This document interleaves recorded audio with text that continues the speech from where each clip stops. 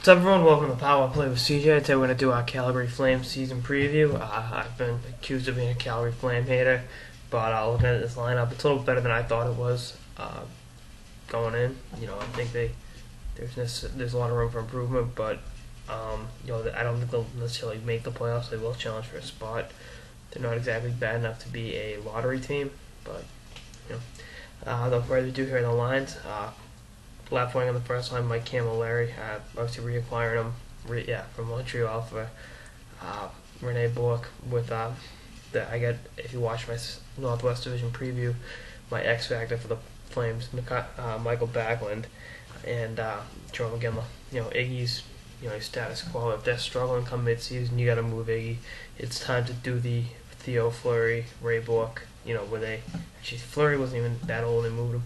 The Ray Bourque, where you send them off to win a championship somewhere else, and you get assets to the rebuilding process. But that's another story. I think that'll be a pretty solid first line. I think Backlund can step up and be the player they thought he was going to be when they drafted him in the first round.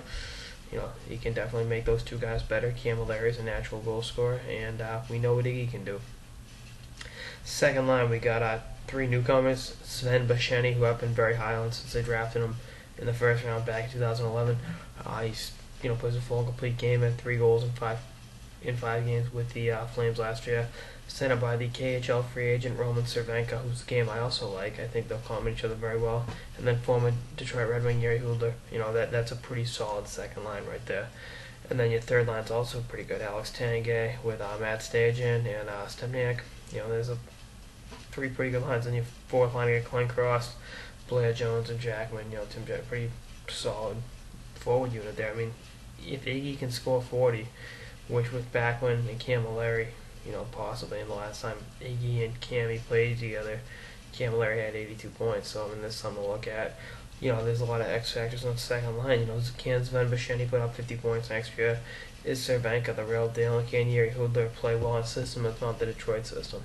Something to watch. And then on the back end, Giordano and Jay Bomeister, solid pairing. Dennis Wideman and Corey Sarich. Wideman came in with that big contract. And then Butler and Troy Brody in your third pairing.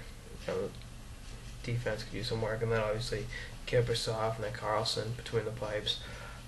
But like I said, if there's a team that's struggling come deadline time, you got to be willing to move Iginla, Bomeister, and Kiprusoff, because the assets you can get back from them will further help the rebuilding process. It's a team that has a lot to be desired, but I think I'm higher on them now than I was in July, which is saying a lot.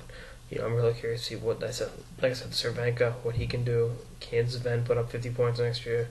What's Hudler going to look like outside Detroit? And will being back in Calgary really reinvigorate Camilleri's game to the point where he can carry them into a playoff spot? It's something to look at. Last time the Flames made the playoffs, Camilleri was on the team, so that's something to look at. So this isn't the worst. Like, I never said they were the worst team in the Western Conference. I just said they're kind of a valley team. They're in the middle of making the playoffs and making the lottery. They're right between those two. And if it comes time to blow it up and start over again, they can get plenty of assets back. They'll be in good shape in that regard. And we'll see how it all works out. I'm pretty curious to see what Hartley does behind the bench. I like him as a coach. I liked him back in his Atlanta days. And he's a solid acquisition. They had to get Sutter out of there, and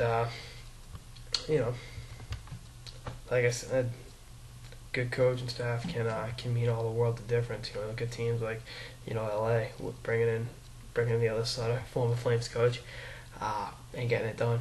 Winning the cup. So like I said, there's a lot of moving parts, but this could be a playoff team, and that's something I would not have said in July. I think after analyzing this roster, what the lines look like, what the goaltending situation is, this is a borderline playoff team if a lot of things go right, and probably could be even higher. Because I think if you look at that division, it's Vancouver and everyone else. But with Vancouver, if Corey Schneider can't get it done as a number one, which I think he will, I think he's good at goalie. Calgary, if these guys step up, can be a team that takes that division championship. That's all I got in this episode of Power Play with CJ, Calgary Flames season preview. Sorry for stuttering as much as I have.